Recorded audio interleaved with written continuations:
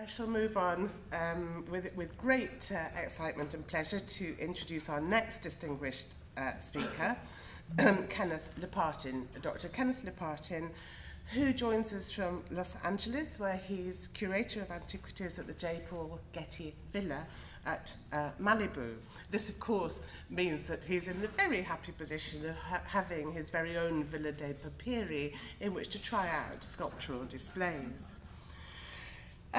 With postgraduate degrees from the University of California, Berkeley and Oxford University, he joined the Getty in 2002 after a period of being a professor at Boston University.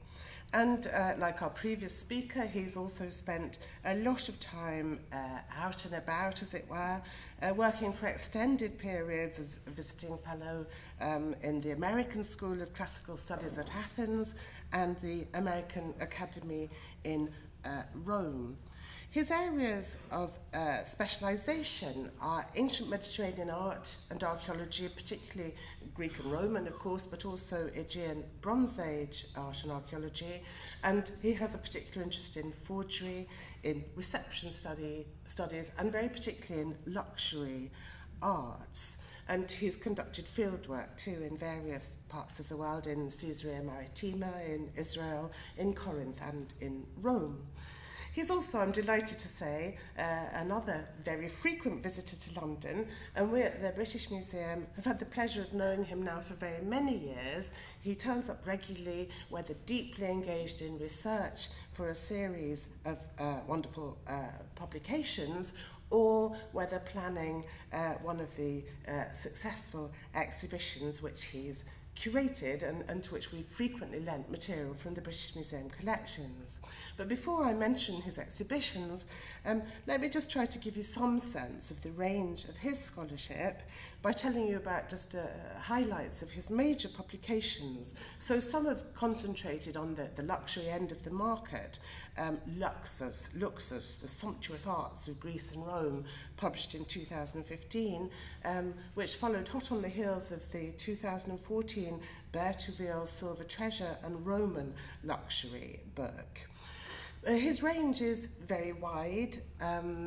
He published an illuminating and I think extremely useful guide to the Getty Villa, for example, and also I can't ever resist recommending very highly Mysteries of the Snake Goddess.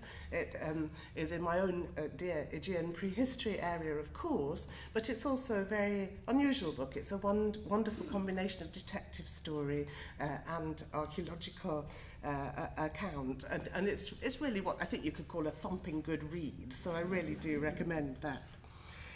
In the context of our conference today, his work Chryselephantine Statue in the ancient Mediterranean world is, of course, particularly relevant, and perhaps even more particularly, his recent publication, Power and Pathos, Bronze Sculpture of the Hellenistic World, which was published in 2015. And in fact, the last time I met Ken here in London was when he was over with his co-author and co-curator of the exhibition, Jens Dehner, and he was receiving the 2015 London Hellenic Prize, the book prize, for this extraordinary and truly great publication. And that's just one of the many awards and honours that he's received during an active and productive, another energetic academic career. You'll see that yet again I'm struggling a little bit with the art of précis. It's hard to summarise these very distinguished careers, but I'll press on to say just a little about his exhibition work. I know I'm missing out some really quite major projects, Ken, but relevant to today, I think, are his work on Pompeii and the Roman Villa, art and culture around the Bay of Naples, which he was guest curator of at the Los Angeles County Museum of Art in 2009, and then developing that theme further, The Last Days of Pompeii, Decadence, Apocalypse, Resurrection, which was a show at the Getty Villa in late 2012 and into 2013.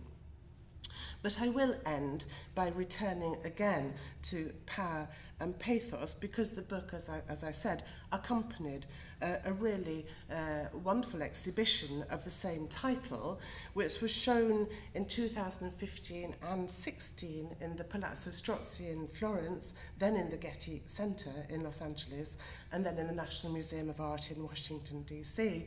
And I was lucky enough to see the exhibition. I trampled over all my colleagues to have the privilege of taking the British Museum loans to the Los Angeles version of the exhibition. Made me very unpopular, but it was well worthwhile, because it really was a completely super show, a really immensely thoughtful and effective example of exactly the sorts of things that we're talking about today. A wonderful group of sculptures, never seen before together, but also so thoughtfully, so effectively displayed. So I hope that those very few comments are enough to whet your appetite to hear now from Kenneth Lapatin, and it's my huge pleasure to ask him to give his paper on the sculptures of the Villa dei Papiri at Herculaneum and beyond. Ken.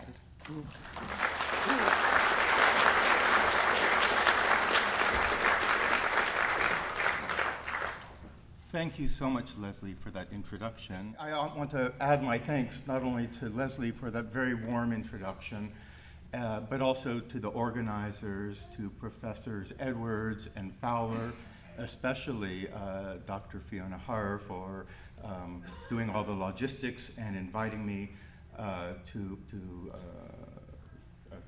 Chris Leventhal, our sponsor, and to all of you for coming out. And it's wonderful to be back in London, where there are so many friends. I have the incredibly good fortune to go to work here every day.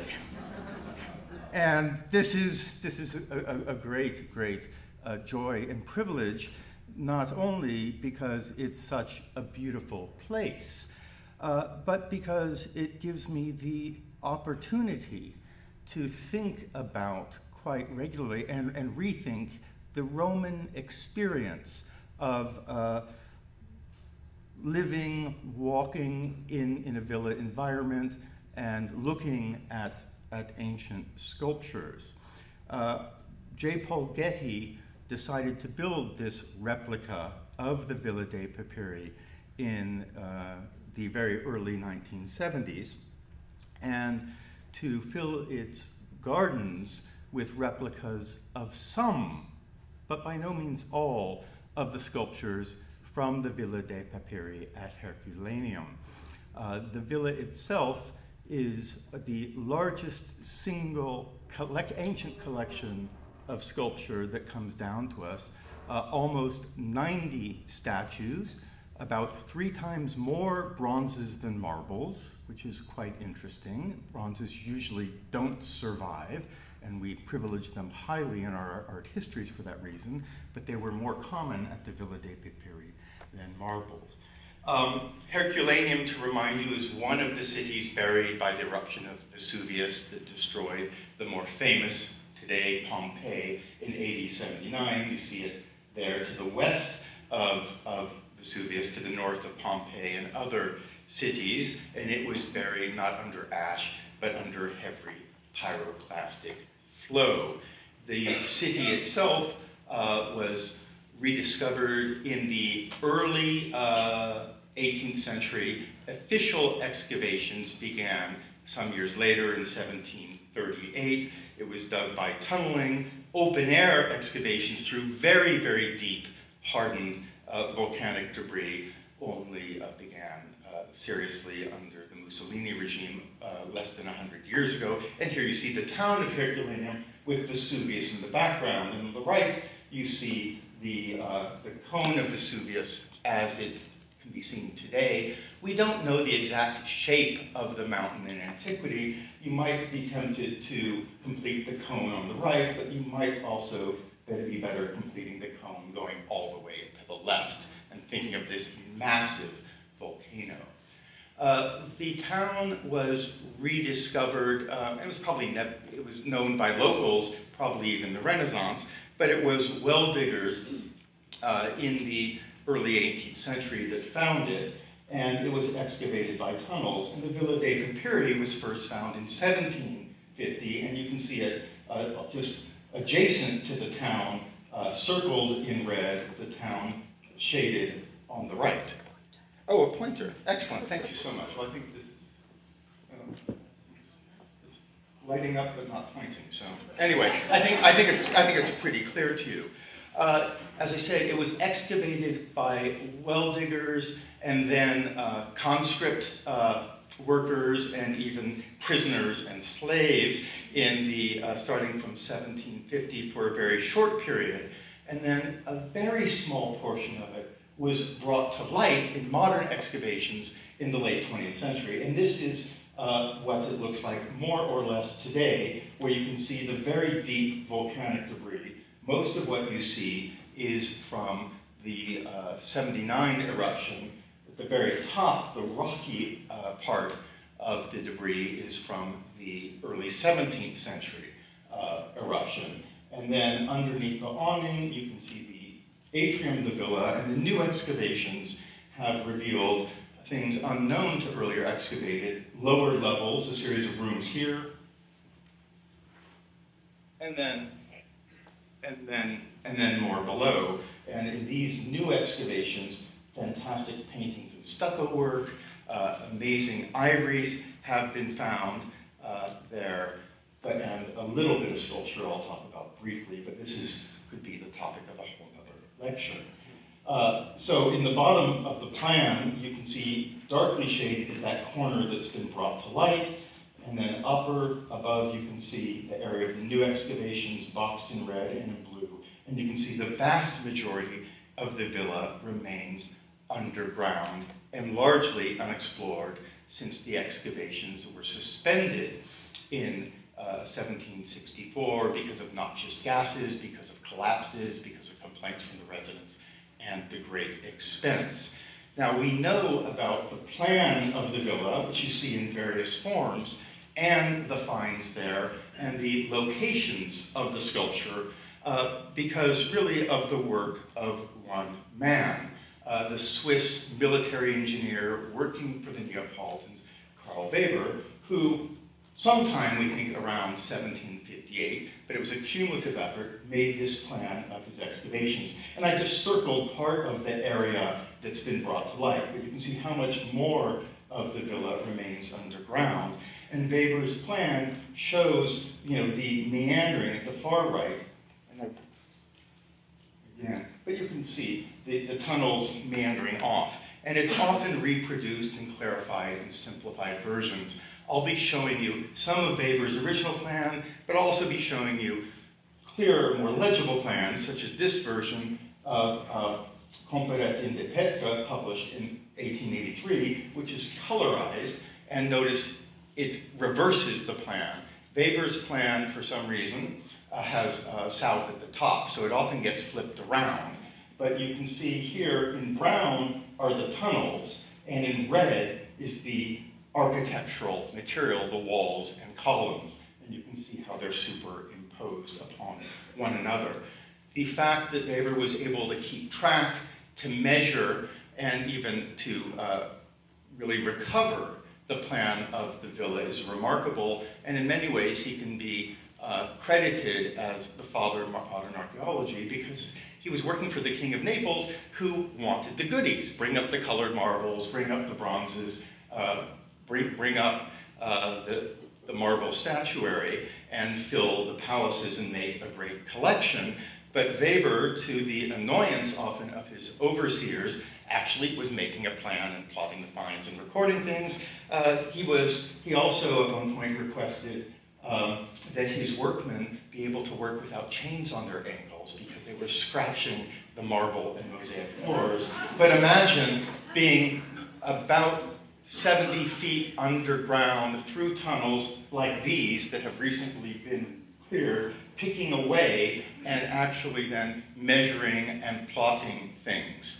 Now, the villa, briefly, is called the Villa dei Papiri because not only does it have the largest collection of ancient sculpture, it has the only surviving ancient library consisting of well over 1,000 papyrus scrolls that were found there at various parts of the villa, mostly in the area to your far right here, but also scattered about the villa. And there are theories that the library was so precious that at the time of the eruption, there were attempts to evacuate it. It contained what we have, both Greek and Latin texts, but not the lost plays of Sophocles or Aeschylus, which many people hope to find, but a large degree of Hellenistic philosophy, particularly the works of Philodemus of Gadara, a Hellenistic a follower of Epicurus, and we know he worked and for sometimes lived with Lucius Calpurnius Piso, who might not be an everyday name to you. He was a member of the great aristocratic family, the Pisones. He was the consul in 58 BC. He thereafter received as his proconsular appointment. He was governor of Macedonia, which meant he controlled Greece. He was the patron of philosophers, Philodemus among them. And those of you who remember your Shakespearean ancient history will know of Calpurnia, his daughter, who was the wife of Julius Caesar. If Lucius Calpurnius knew that we commonly at the Getty Villa referred to him as the father-in-law of Julius Caesar, he'd probably roll over in his grave because he was so much more than that. But we're talking about a Roman aristocrat of the highest order. This is the traditional identification of the owner of the villa. This is debated, it's not proven, and it seems likely that his son, Lucius Calpurnius Piso Pontifex, was also an occupant of the villa. He was Pontifex Maximus in Rome, a high official under Augustus and Tiberius, and he was, Horace dedicated the Ars Poetica to him. So this is a recent computer-generated reconstruction of the villa showing another area discovered by the new excavations, not just a multi-story building. Weber only knew of one layer, so we have a multi-story building on terraces, but also, just here in the lower left, a little beach pavilion with a swimming pool in front. And this seems to be an addition to the villa made in the Augustan or Tiberian period. The latest thinking on the villa is the whole thing was built around 40 to 20 BC in one go. Earlier theories were that there was a smaller core that was added to. But the chronology is flexible. But it's in this pavilion where more statuary was found in the 90s, including the head on the right and the full figure on the left. And so there's probably even more sculpture to be found. This was found down by this pool. It was probably swept down by the volcanic force into the pool. So we don't know where these statues originally stood. And but we have in Weber's plan the locations of many of the sculptures, often in the annotations at the bottom, which are written in Spanish, because he was working for a Spanish prince. And among the other fantastic finds at the far right, where the first wells were sunk, the first discoveries, you see that circular area. That's a circular belvedere where an amazing polychrome floor was found, this pavement in 1750. And you can read in the Spanish, a pavimento di marmo africano, and it's blurry for me at this sense, but this is really what Weber did. You have one of his few publications, he published this amazing floor. Here I show you a copy of it at the Getty Villa, and Paul Roberts has informed me that this, which has been under a carpet in the Naples National Museum for decades, is now, for the first time, exposed to view. So if you go to Naples, you can actually see the original floor. At the Getty Villa, it's not in the same position as it was in Naples.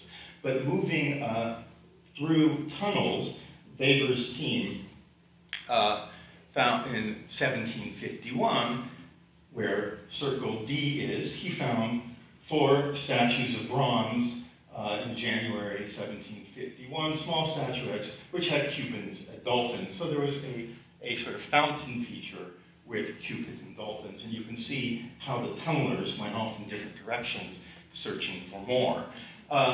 the excavations didn't proceed straight through the villa. Different shafts were sunk at different places.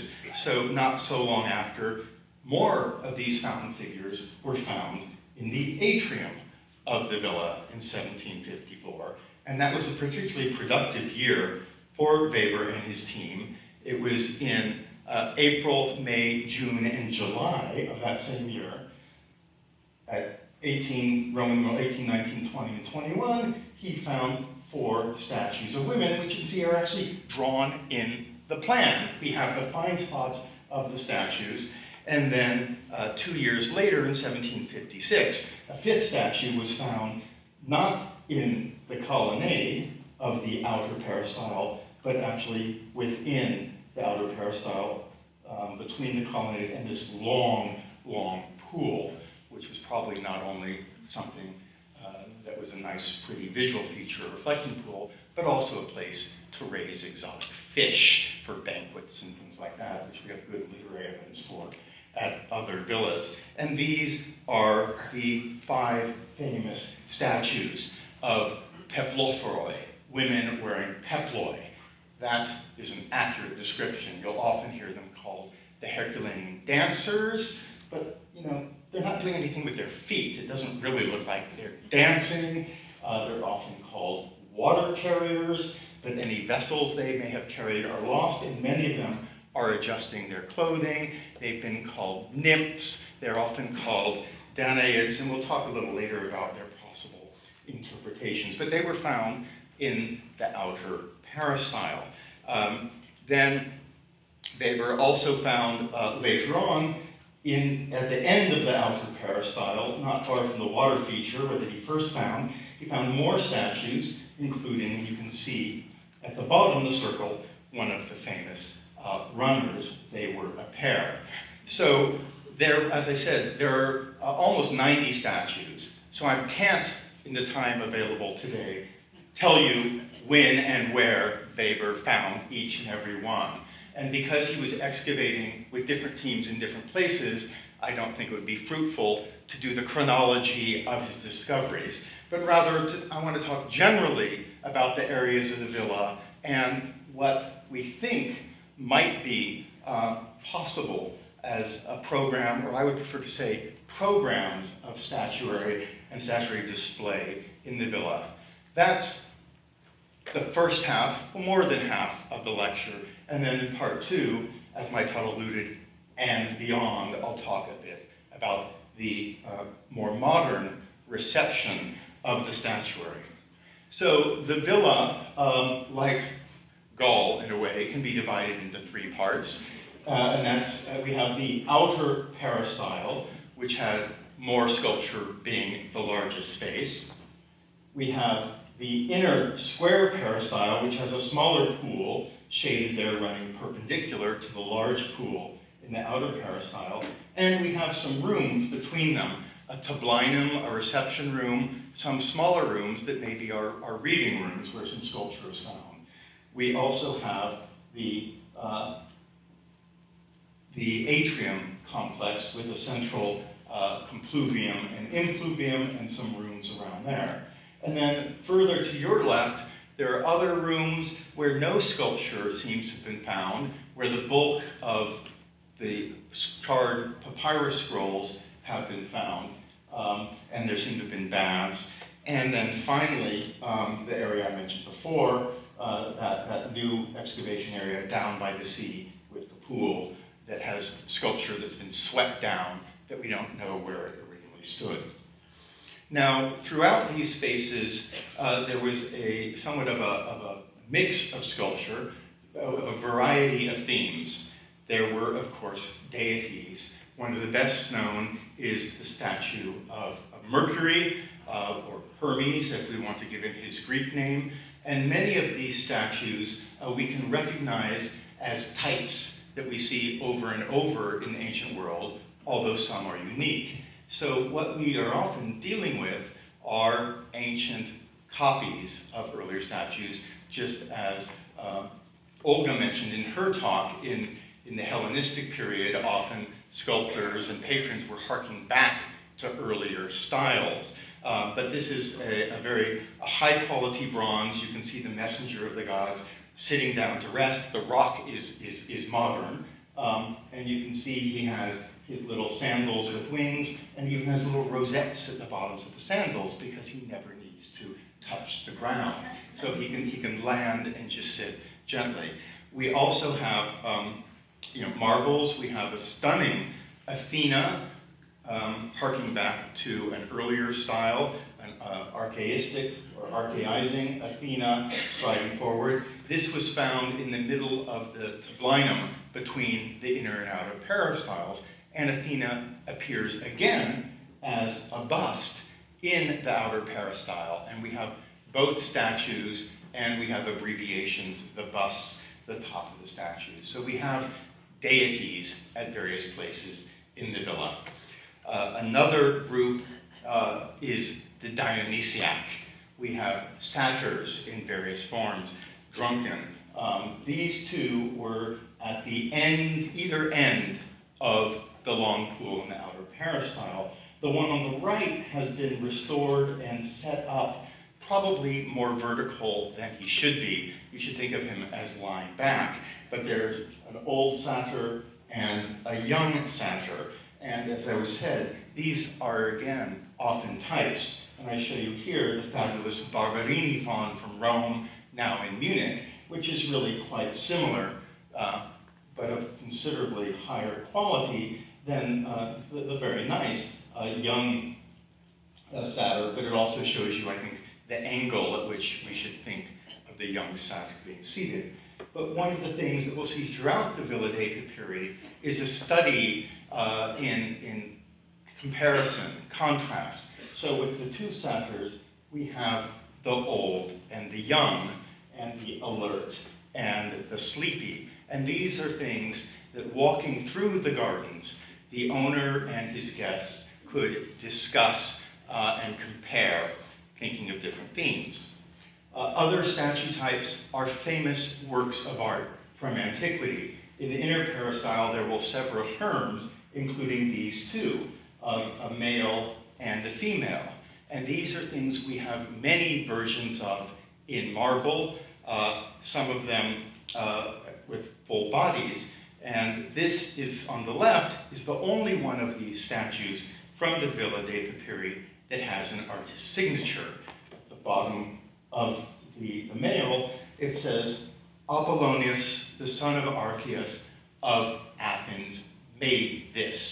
So we have an artist's signature. It's thought that that goes certainly for the female figure that seems to be made in the same form, in the same workshop of the same alloy. It may apply to more of the statues, but some analyses of the bronzes show they weren't all made in the same workshops at the same time.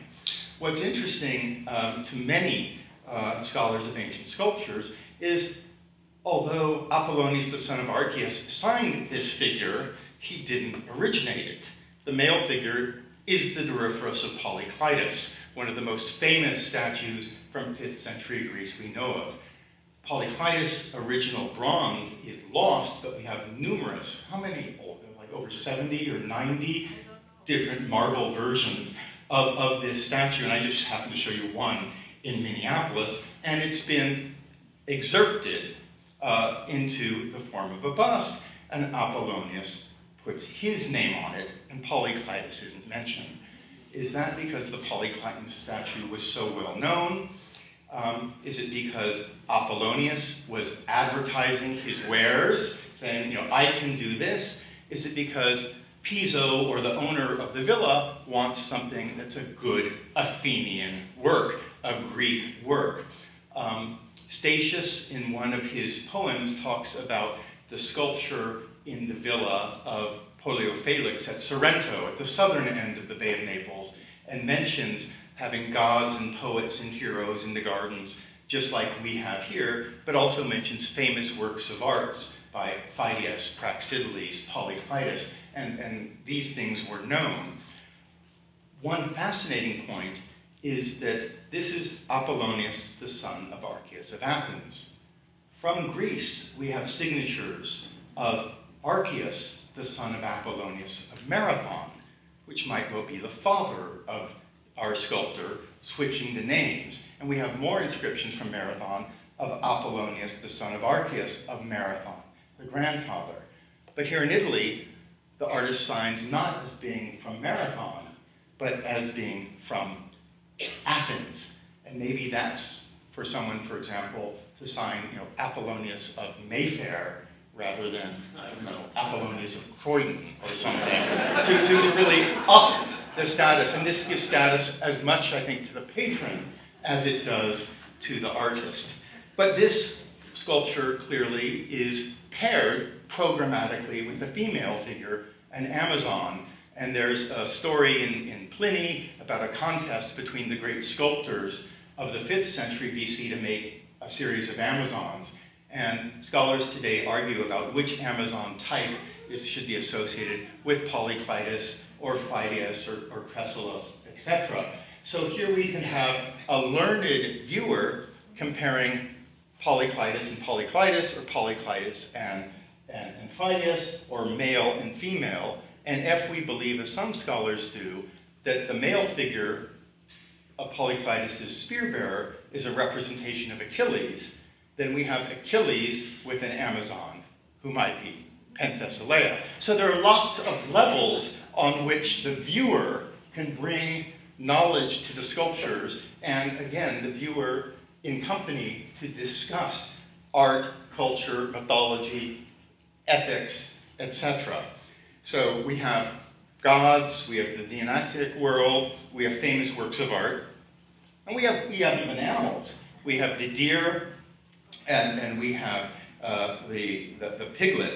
The deer currently in the Naples Museum are displayed on either side of the Drunken Satyr, and this is in the gardens. It's kind of the wilds but tame around, and this installation is not so far from the ancient one, but if you see on the plan, and here I show you Comparetti di Pietras, the deer are numbers 51 and 52, so they didn't exactly flank the satyr, who's number 56. They were behind him. There's also evidence for a leg of a third deer. So again, we're dealing with incomplete evidence, fragmentary evidence.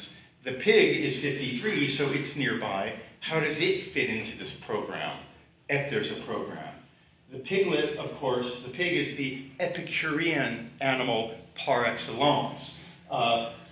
Horace writes of himself as a pig from Epicurus' side.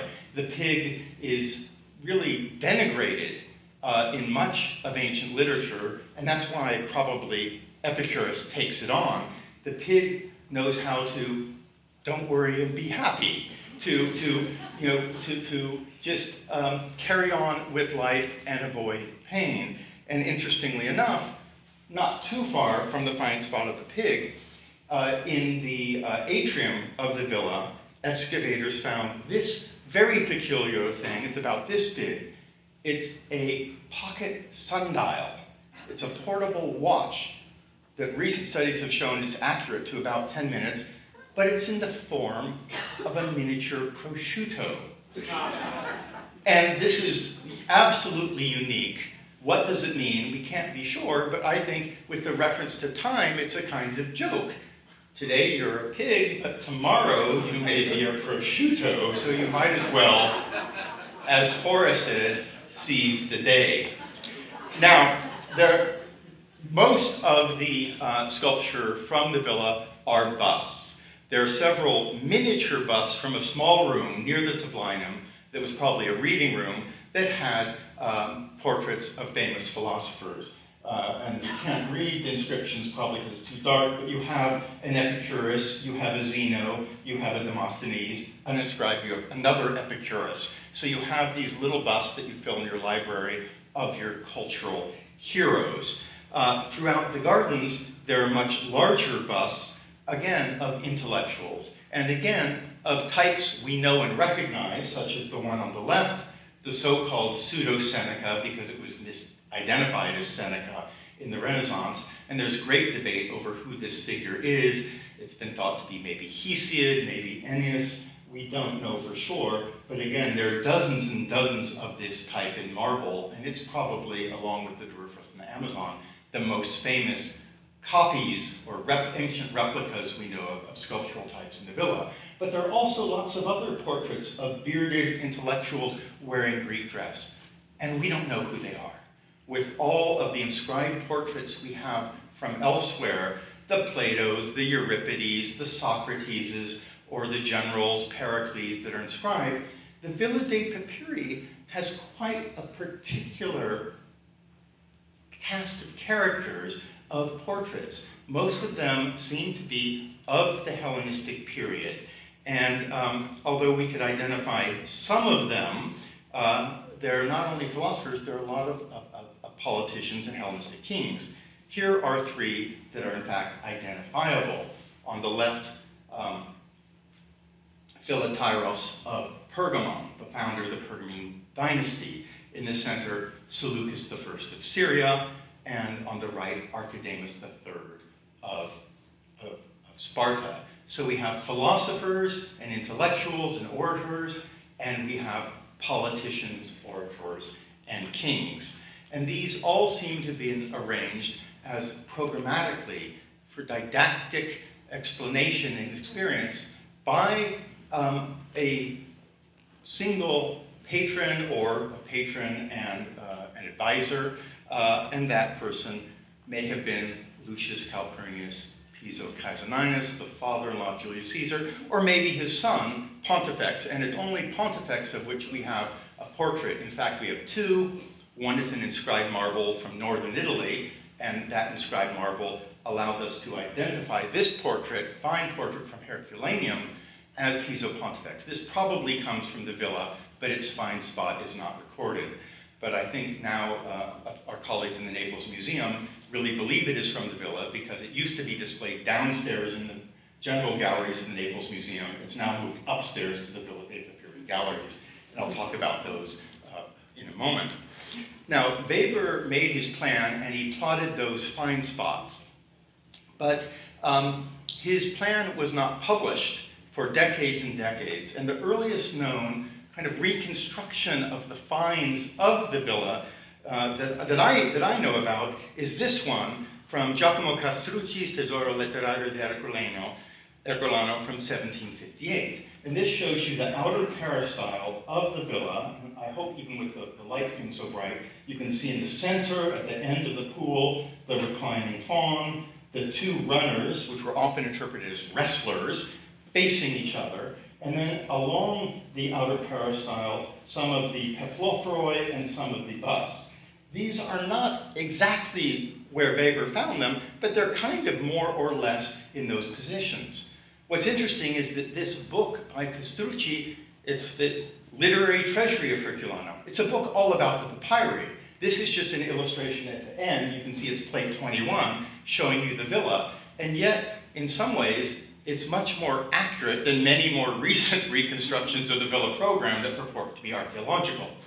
But it's only by taking Weber's plan and the notebooks and trying to reconstruct the fine spots of the villa, the sculpture of the villa, that we can begin to try to come to what was the program, what was the thought behind the placement of these figures. And spoiler alert, I don't believe there was a single program.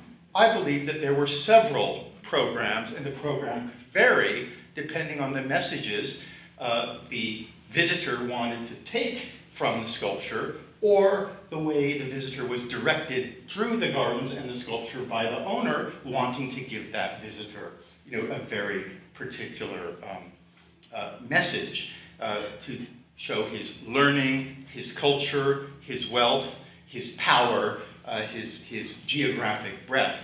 But the breakthrough and the really beginning of trying to interpret this sculpture programmatically was now almost 50 years ago in a landmark article by Dimitri, who's now still president of the Acropolis Museum, who reasonably sought to interpret the sculpture in light of Epicurean philosophy, because we know that the owner, even if he wasn't Piso, was interested in Epicurean philosophy because he had a library full of Epicurean texts. And so Pandermelis looked at pairings and came up with interpretations, and some of them are quite straightforward, such as these two figures have been interpreted as Apollo and Artemis, and you see them in two different styles, one archaistic and one Hellenistic. So again, there are different ways to compare and contrast. And by and large, Pandermelis saw the villa as a contrast between the active and the contemplative life, between the public and the private, between engagement in political activities like the kings and withdrawal, the philosophers. And this works in many places, but it also overlooks a lot. I think it's one of the possible readings and programs, but it doesn't apply universally. And so there are issues. First of all, Pandermelis, you'll see, doesn't plot all the sculptures where they were found. He plots them where he thinks they came from. And well, it's reasonable to move that fifth bronze Papylophoros back into the colonnade. It's a slippery slope when you start moving things around. More problematic, he left out things that he might have included, such as over here, you see he puts in two busts. But if you go to Weber's plan, and I show you Pippet and Comparetti's reconstruction, there aren't two busts there. There are three statues. And what are the three? The bottom two are busts. But number 4 is un satyra di cadre di marmo, that was found in March 1752. A satyr and a goat. The famous and obscene satyr and a goat. I guess Pandermelis didn't know what to do with this, and he just left it out. Now, what's fascinating is that the other two statues are, I can read better on my screen, a middle-sized bust in marble, of natural size, with horns on the head, and the other seems to be a philosopher in marble. These two statues. So if we're going to do a programmatic interpretation, we need to take these three together. The central figure is Demetrius Polyarchy, one of the successors of Alexander the Great, who styled himself as a son of Poseidon and often has horns. He was also known from the ancient sources to be a particularly randy fellow and to have misbehaved a lot. So he's there with this pen and a goat. The philosopher on the right actually had a partial painted inscription, and it's been suggested this is, I said philosopher, but it's actually the 5th century epic poet Polonius of Halicarnassus, who was quite famous in his day, but not known as much today. But his name is Polonius. So we have Pan and the goat, Polonius, and a randy Hellenistic king. This seems like it's even a joke, not unlike maybe the piglet and the pocket watch. So these are possible lines of inquiry. Our problems, of course, come when we see reconstructions of the villa that are incomplete. Here is a recent computer reconstruction showing the Drunken Satyr and a bunch of the busts in marble up and down the outer peristyle, but none of the busts in bronze. Here's another popular reconstruction showing the Papylophoroi arranged around the inner peristyle pool because they fit so well there. So people have suggested maybe they were moved. Maybe they didn't originally go there. Let's put them here where we like they are, because it's often thought that they've been interpreted as water carriers, as I said. This is what the designers of the Getty Villa did, and our bronzes, some of them are very close to their archaeological find spots, but they've been arranged also to make a pleasant experience. So ours is not an exact reproduction. And I think that computer recreation comes as much from our reconstruction as it does from anything archaeological. These figures have often been interpreted as Danaids, the daughters of King Danaus, of which there were 50. And again, we've seen that maybe some of them could have been carrying water jars, and that is what inspired John Singer Sargent in his Boston murals of the Danaids, you can see he drew on these figures for his interpretation of the Danaids.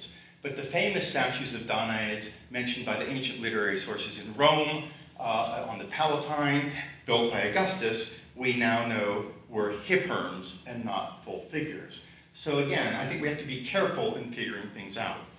So as I mentioned, one of the popular interpretations of the statuary has to do with Epicurean philosophers, the vita activa versus the vita contempliva. Here you have Ptolemy II Philadelphus, the king of Egypt, and an unknown philosopher, this contrast between otium and negotium. But we have to remember that Ptolemy II Philadelphus was also the patron of the Library of Alexandria. So he's not just a king, he's not just a politician, he's a man deeply steeped in letters, as was Piso, or the owner of the villa, a rich Roman, whomever he was. He wore a lot of hats. As I mentioned, we also have this idea of the Hellenistic Court, the great collection of sculpture and the great exemplars of behavior of politicians. And we don't have here the standard portraits of the seven wise men or classical playwrights, but there's a didactic purpose of offering ethical examples of the idea of paideia in education. There also seems to be a geographical component. We have rulers of Sparta, we have the Ptolemies, we have Seleucus of Syria, we have Archidemos of Sparta. So we have this man, we don't know who he is, with a turban, probably coming from the Far East. So we can interpret this on a geographical level as well. And then we have athletes, and one of the interpretations of this has to do with the games, paideia, education, healthy body and healthy mind. The outer peristyle has also been interpreted as a kind of stadium, and we know from the letters of Cicero and other authors that wealthy Romans recreated gymnasia and other locations within their villas. So, and then finally there are interpretations that I can't even begin to imagine. Yes, sir, I see you're looking very puzzled. I can't explain this to you, but this is one of the exemplifications of the sculptural program of the Villa dei Papiri. I'm working on an exhibition we'll have at the Getty Villa of the Villa dei Papiri in 2 years' time, and I suppose I'll have to in time figure out now what the author of this graph wanted to say. But to sum up the ancient reception, the first order of business, and it still has yet to be done completely, is to plot as best we can all the locations and really try to do them securely and understand what's going on. But my own experience in the gardens of the villa, at the Getty Villa, is what you see depends on where you go. And you have long distances, and the contrast between the young, sleepy satyr and the older, drunken, alert satyr, you're only going to get with time, because they're at opposite ends of the pool. And you'll get it, but you might not get it first time, or you might not get it depending on the path your author, your host walks you around. So it depends on where you're led. And I think walking through the gardens of the villa, it's like reading a novel once, but when you reread that novel with your knowledge, you'll see different things. You might skip to a favorite passage and read that passage to a friend. And to a different friend, you might read a different passage. So there are lots and lots of levels here, and it's only through living with the sculpture over time. And again, we have to take into account that over time, because the villa was in use from, we think now, a more restricted time, but still over a century, or about a century, 40 BC to the eruption of AD 79, there would be additions and changes. Maybe the pan and the goat was added to those two portraits, or maybe they were somewhere else and rearranged to make that joke. Now, in the little time available to me, I want to go a little beyond and talk about the display of this sculpture as it's changed over time. The finds were first removed and installed in the Herculaneum Museum at Portici, which is right next to Herculano, in the royal palace. And this was often visited by grand tourists. Goethe called it the alpha and omega of all collections of antiquity. Winkelmann mentioned that the paplophori were displayed on the stairs, and the pen and the goat was not displayed. He called it an obscene figure which was not to be seen without a special license signed by His Majesty, and for which, as it had not been solicited by anyone else, I thought it did not become me to become the first to apply. As I mentioned, some of the sculpture was damaged. It was restored. Carol Matouche and Henry Lee have recently examined all the statues, bronze and marbles, and tried to trace their restorations. But here's one that shows you, we don't know who this figure, so it's hard to figure out how they fit into a sculptural program. The sculptures became well known not only by travelers, but through publications, the most sumptuous of which was the Antiquità de Herculaneum, published over several years. Only 9 of a projected 40 volumes were published. This is the frontispiece, and I love the vignettes at top and bottom, which show you before and after the eruption of Vesuvius. The bronzes were published in 2 volumes, one for the busts, this one, and another for the statues, with sumptuous engravings, often showing multiple views. Here's Apollonius's Herm of the Doryphoros, and the Mercury, who's really meant to be seen in the round and was placed to be seen in the round, gets 4 views, so you see him entirely in the round.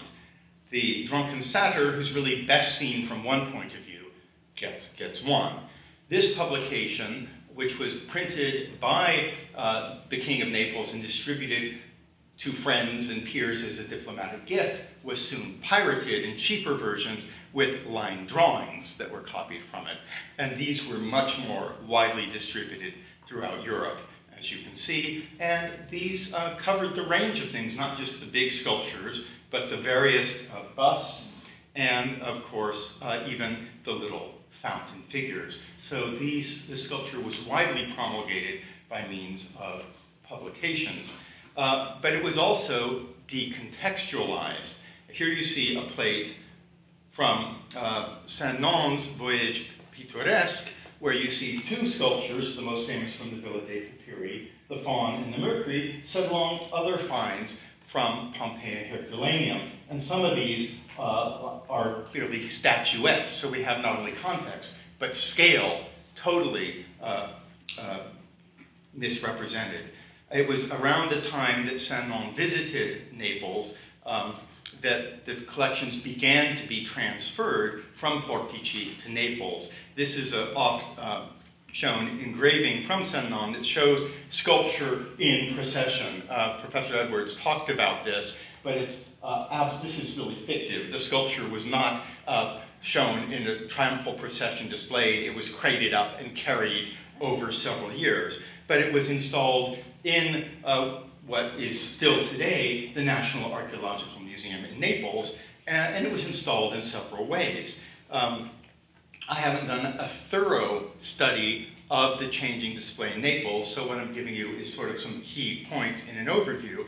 But here you can see the Pan-Athenaic Athena in the room of the masterpieces of sculpture and marble, which was installed by Giuseppe Fiorelli around 1780. So you can see she on the far right is totally taken apart from the other Villa dei Papiri sculptures in with the masterpieces.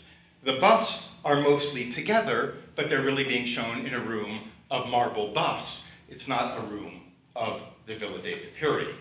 Likewise, the bronzes are in a room of great bronzes, and you can see many of the Villa dei Papiri pieces, the 2 runners at the end shown as wrestlers, the drunken faun, but then you have an Apollo and an Artemis from Pompeii, and large-scale honorific sculptures from elsewhere in Herculaneum. This is a view of the same room from a different angle, and you can see in the background the younger satyr and the Mercury in front, but all the bronzes are mixed together. The female figure also honorific from elsewhere in Herculaneum. So marbles and bronzes. It was only in 1904 when the superintendent Ettore Pais cleared out this room. It's the same room as you can see from the moldings at top, but he made it all about the bronzes from the Villa dei Papiri. So we begin to have a contextual display. They're not in their fine spots. They're kind of symmetrically arranged. You see how the Drunken Satyr in the center isn't shown opposite the younger satyr that he was paired with. Rather, we have the reclining figure, and the younger satyr is paired with the Mercury. There's a different pairing. The runners aren't running together, they're running opposite. But there's an attempt to show a kind of conversation between the pieces, but not necessarily the ancient one. In between these two moments, pieces were moved around, we might think almost for special occasions. Here's a stereoscopic slide, undated, showing the Mercury, for some reason, moved in with the Pompeian frescoes. Maybe that was at the time of the reinstallation, or for some reason. And this has been done more recently, where in 2009, a special exhibition in Naples on finds from Herculaneum brought the runners downstairs and put them in this enfilade of the marble bus. Again, really decontextualizing them, but you can see for stunning scenographic museological effect. Today, the installation is more contextual, with 3 rooms arranged kind of topographically, but again, as you can see, also by medium. And from time to time in recent years, the Naples Museum has begun doing interventions of modern art, in contemporary art, in with the ancient. So here was a superhero show where you have a reclining, actually dying Batman struck by arrows in with the reclining satyr, or more recently, just a few months ago, a kind of comic book cartoony painting, robotic modern painting modeled after the Hermes. These works have also traveled, and of course, they've never traveled together, and they're usually, again, taken out of context for a big Pompeii blockbuster, such as Pompeii in the Shadow of the Volcano, which toured Canada, where you can see one of the Papiri was before. That was a video screen. So the volcano was constantly erupting behind her. And so she looks like, oh, the volcano's erupting, I guess I better get dressed and be on my way. The same thing we did, or our colleagues in Washington did with Power and Pathos, where to fill a lacuna of a work that could not travel to all 3 venues, one of the runners was brought in and placed in a room surrounded by Hellenistic athletes, and he was kind of out of place, and he was put in there at the last minute, and he's kind of like a streaker running through the exhibition. But we were happy to see him. But these are 2 statues that are racing each other. It's not one guy trying to run away from everybody else. In popular culture, these the Villa dei Papiri statues have been important too. I'll just give you one example. Roberto Rossellini's Viaggio in Italia, and those of you who remember this film know that Ingrid Bergman goes to the National Archaeological Museum in Naples and sort of admires the beauty of the youth and is really disturbed by the satyr. So these are fit into Rossellini's program. And here's a slide of Bergman with Maiuri, the great superintendent, in the museum during filming with one of the fawns. Now, perhaps even wider distribution of these sculptures have been made by their replicas. Those at the Getty Villa, we've spoken about a little bit. They were made by the Chiurazzi Foundry and several other art foundries in Naples, Chiurazzi being the most famous. And they were bought in great numbers by people in Europe and America and installed sometimes in strange places, like the neo-Gothic Mount Stuart Castle on the Isle of Bute, Scotland, had a set of the Papiri. John Wanamaker bought a big set for the University of Pennsylvania. He was the department store magnate in Philadelphia in the 1920s. Again, these are often decontextualized, such as Mercury sitting in his own temple in the Arboretum out in Pennsylvania. Others, Mount Holyoke College or the Museum of Fine Arts, Boston, bought these often single masterpieces to show from Chiurazzi. One of the biggest purchases was by John and Mabel Ringling for the Ringling Museum. This is the portrait of Ringling Brothers and Barnum and Bailey, and you can see the Hermes and the satyr seated, and in the distance you can see a bronze Laocoon, also by the Chiarazzi foundry. And statues are scattered throughout their gardens, but in a totally decorative way, mixed up with others. So on the right, you see the Borghese warrior, a marble cast in bronze, while in the shrubbery in front, you see the back end of one of the runners. You also have the dancers trying to escape the shrubbery. In Italy, too, the same thing was done. This is the beautiful Villa Ruffolo on the Amalfi coast, just over the Sorrentine, on the other side of the Sorrentine Peninsula, where there's a collection of the Paplophoroi, and there's also a Mercury, and there are also the deer scattered throughout the gardens. The deer were very popular also with Hermann Göring, who considered himself a great hunter. And so there was, again, a new programmatic reading to the deer. And these are copies, but the original deer and other pieces also actually went to Germany during the war and then were returned to Italy after. But we also see Villa dei Papiri sculpture in Athens, in Syntagma Square. We have a pair of the runners. And these aren't Chiarazzi pieces, but they were sculpted by Gavalas, a Greek sculptor, and signed by him. And today, we have back in Herculaneum more of the sculptures. This is the Museum of Virtual Archeology, where we see the runners reinstalled as if they were wrestlers with some bored tourists waiting for the next show. In Herculaneum itself, a gift has been made of the Paplophoroi that hasn't done so well, as local vandals have spray painted them obscenely. And most recently, an installation in the ticket booth of Herculaneum gets closer to a contextual reinstallation, whereas the big photograph is an honorific statue. The bronze portraits in the center and the small figures in the right are all from the atrium of the villa, which is appropriate for the entrance to the site. For those of you who want these for yourselves, you can buy them often online. Old reproductions that are now for sale if you scour the internet, and if you have 23,000 Canadian dollars, you could get a pair of the deer, or you could get some of the heads, which are often misidentified. Notice how the deer are correctly identified as from the Villa dei Papiri, but the heads are just a Roman statesman or a classical maiden. So often online you can find people selling things that they haven't fully researched. And if you go to curio shops like this one in Paris, you can often find smaller versions, here a small and a medium-sized Mercury. Not just marble was used to replicate these, but also plaster. And on the stairs of the Academy of Fine Arts in Naples, you can see the Paplophoroi.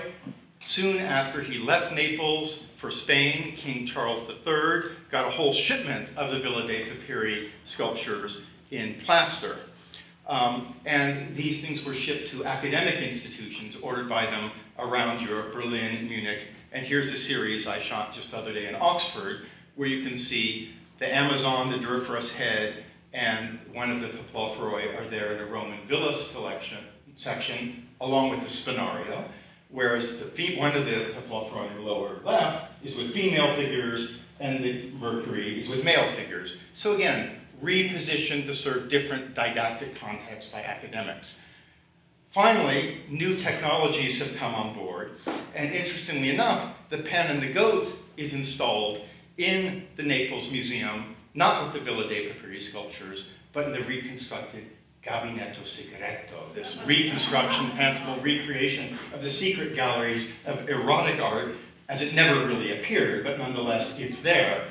But Naples has made a 3D laser scan and printout of the pen and the goat and installed that with the Villa dei Papiri. And it's not bad, but when you compare the two, although it's accurate, it lacks the sharpness and has the wrong surface. For continuing reproduction of the bronzes, many of which are ancient copies, so we're talking about modern copies of ancient copies, 3D laser scanning has also been used. And just recently, the Naples Museum has installed a number of pieces, including this replica of the seated Mercury in the Naples airport, in the arrivals terminal. So as you arrive, you're met by Hermes, who himself has just arrived. And you'll notice in the background, there's this little shadow, this light projection of him. And this also is actually moving you can see he comes down and lands and sits. So, although what we see here is a continuing process from what the owner of the Villa dei Papiri himself was doing, which is taking earlier statue types and recombining them and placing them in a programmatic context. We have each generation, I think, finding new uses for the past to suit their own purposes. And so just as we have the arrival of the messenger god, echoing that of passengers arriving, a message for modern mass tourism, in antiquity, we had a patron recombining statues of philosophers, kings, gods, and Dionysiac figures to tell a series of his own messages. I thank you for your attention.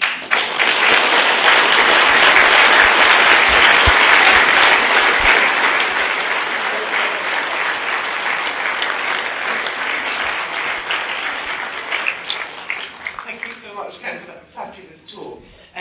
We are running a tiny bit late, but I can't resist allowing you the opportunity for any observations, comments, or questions, just for a couple of minutes before we break for lunch. Yes, the lady of name. Do you think that the sculptural programme at the Villa dei Papiri illustrates how very much in touch the Roman elite were with their cultural history? The question is, do I think the sculptural program shows how much the Roman elite were in touch with their cultural history? I would say yes and more. They were creating a cultural history they wanted to show others. And so I'm not sure that there's a true cultural history, especially in the Villa dei Papiri, where we don't have many Roman subjects. We have the portrait of Piso. We have some other things that look more veristic in a Roman sense, but one that's often called Sulla has a bald shaved head and a scar, and more recently has been interpreted as an Egyptian priest of Isis. What's really interesting about the Villa dei Papiri is, as I mentioned, we don't have the normal list of usual suspects. We have a lot of Hellenistic kings, Hellenistic philosophers, and it seems that the owner was trying to put himself on par with Hellenistic cultures and learning and put himself in that tradition. But certainly we know from poetry, from descriptions of other villas, that Romans are creating these kinds of environments in which they place themselves, whether it's in the context of Greek classical history and philosophy and literature, or in this case, slightly later, a Hellenistic one. And it's, the portraits we have lots of are the Platos, the Socrateses, the Homers, the Euripides. They're going for the 5th century a lot. Here, they're going for something earlier. But it's not their own history. It's a history they're appropriating for their own didactic and, I think, purposes of aggrandizement. Just really, really quickly, I see Fiona is jumping up and down. It really is lunchtime, but there is just one question on the back row, and then we really must break. Excuse me, sorry. Hello, it's just a very brief question. Referring to, you mentioned the circular chamber, which had the opposite tile floor, the marble intarsia floor. Do you say, I remember being the Getty Villa and seeing the copy. Is the original actually been lifted and is now in the Naples Museum? That's right. The question was about the beautiful yellow and black and red floor I showed at the beginning. That was the floor of the Belvedere, the circular room at the far end of the colonnade where you could walk out and sit and overlook the sea. We copied it at the Getty Villa, but we put it inside the villa, historically. It was lifted and installed in the Naples Museum, where it was in a room off the Villa dei Papiri galleries that was closed for ages. And I asked to see it a few years ago, and they opened the room for me, but it had been covered with a carpet, and there were lots of chairs there to protect it. It now has very recently been uncovered, and there's an exhibition about love and myth, and it's in there, and there's some display cases, And actually, if you want to visit, you can walk on it, but you have to put on little blue booties. But it's in the Naples Museum, as well as several other beautiful floors, at least one of which was also lifted from the Villa dei Papiri. And then there are a few others, I'm not sure where they're from, and more research needs to be done. But these have been unseen for a long time and are now back on view, thanks to the exertions of the new Naples Museum director to open up more of the closed room of the museum. So they're now viewable by all the public. They can go and see it. When you visit the museum, they're on display, are they? They're on display now for a special exhibition. What I don't know is when that exhibition closes, if they're going to close again or they're going to remain open. Oh. I only learned 2 days ago from Paul Roberts, who's recently been in Naples, that they're on view. I'll go check it out. Thank you. I'm now feeling immensely cruel. I know this conversation could go on a lot longer, but Ken will be joining us for lunch, so you will have the opportunity to talk to him one-to-one. And we are due back here at 2 o'clock, so to allow 3/4 of an hour for a lunch break, we will stop now, which is sad, because there's such a lot to say.